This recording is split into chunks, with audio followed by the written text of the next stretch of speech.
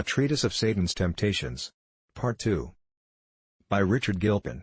A Discourse of the Malice, Power, Cruelty and Diligence of Satan. Chapter 4. Part 1. Of Satan's second way of improving his advantages, which is by working upon the understanding, indirectly by the affections. This he doth, 1. By a silent, insensible introduction of error. His method herein, and more. The usual arguments by which Satan doth directly blind the understanding to a persuasion to accept darkness for light. We have now considered. It remains that some account be given of the second way of prevailing upon the understanding, and that is by swaying it through the power and prevalency of the affections. In order to do this he hath many devices, the principal whereof are these. 1. First, by silent and insensible procedure he labors to introduce errors.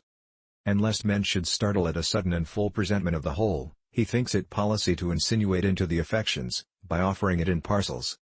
Thus he prevents wonderment and surprisal, lest men should boggle and turn away, and doth by degrees familiarize them to that which at first would have been rejected with abhorrency.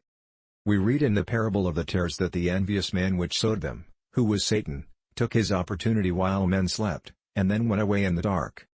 Insomuch that the discovery was not made at the sowing, but at their coming up.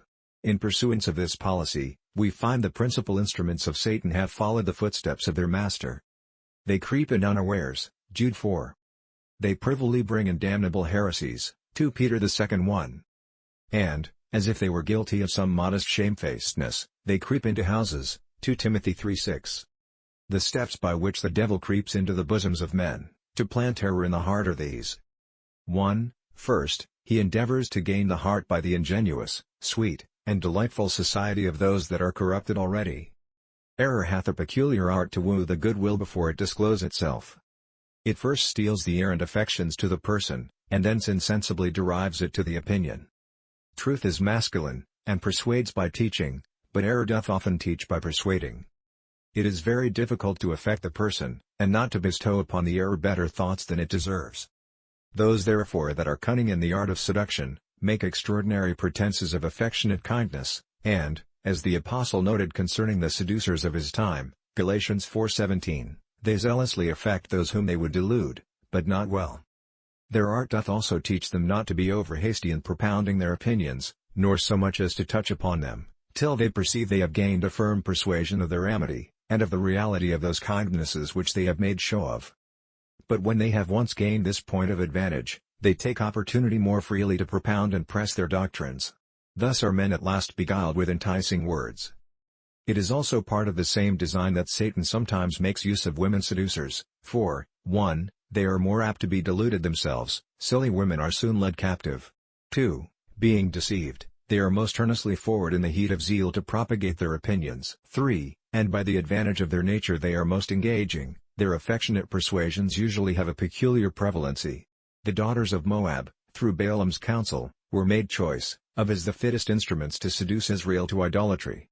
Solomon, though a wise man, was prevailed with by the importunity of his wives, against his former practice and knowledge, to favor false worship. The woman Jezebel, Revelation 2:20, was Satan's underagent to teach and seduce God's servants to commit fornication, and to eat things sacrificed to idols. 4. Besides, they have a greater influence upon their children to leaven them with their own opinions. 2. Secondly, Satan also observes a gradual motion in fixing any particular error. If he attempt it immediately, without an external agent, he first puts men upon the reading or consideration of some dark passages, that seem to look favorably upon his design. Then he starts the notion or objection, then begets a scruple or questioning.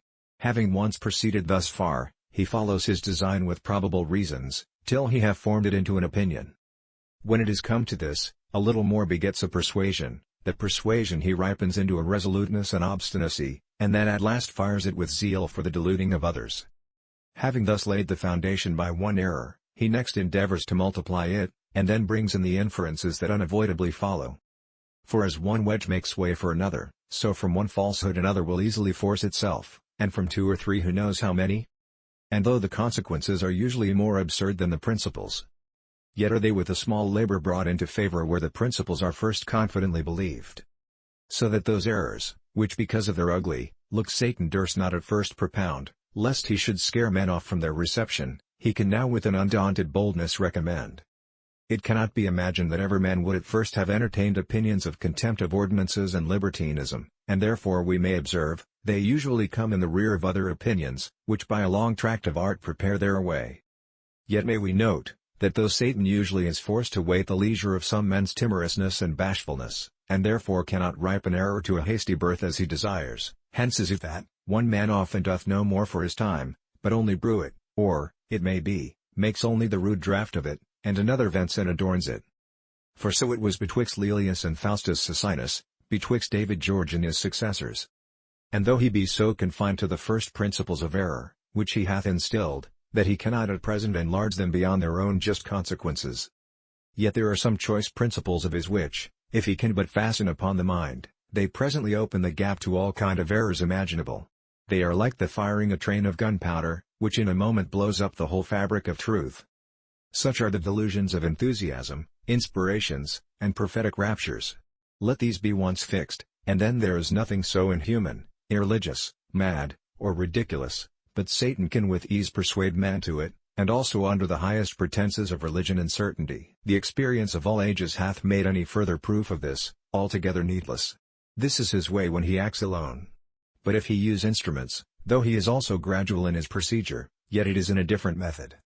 For there he sometimes proceeds from the abuse of something innocent and lawful, by the help of a long tract of time, to introduce the grossest falsehood. Thus may we conceive he brought idolatry to its height. First men admired the wisdom or famous acts, of their progenitors or benefactors. Next they erected pillars or images of such persons to perpetuate the names, honor, and memory of them and their actions. Another age, being at a greater distance from the things done, and consequently greater strangers to the true ends and reasons of such practices, which being, as it usually falls out in such cases, abused by false reports or misrepresentations of things, for time covers things of this nature, with so thick a mist, that it is difficult to discover the true metal of an original constitution, they in a devout ignorance, gave the images a greater respect than was at first intended. Then did they slide into a conceit they were not of the ordinary rank of mortals. Or at least they were exalted to a condition, which ordinary mortals were not capable of. Thus they supposed them deities, and gave them worship of prayers and sacrifices. Hence they went further, and multiplied gods, and that of several sorts, according to the natures of things that were good or hurtful to them. And then at last consulting how mean their offerings were, and how unlikely to please their godships, they concluded human sacrifices most suitable, especially to expiate greater provocations, and in times of great calamity. The burdensome heap of ceremonious superstitions in popery was the work of several ages. They were not brought in all at once. One in a devotional heat fancied, such a ceremony as a fit testimony of zeal, or a proper incitement of his affections. Another deviseth a second, and so all along. As the minds of men were best pleased with their own inventions, and had so much credit or authority to recommend them to others, they increase the sum by new additions, till at last they are become a burden not to be borne. Thanks.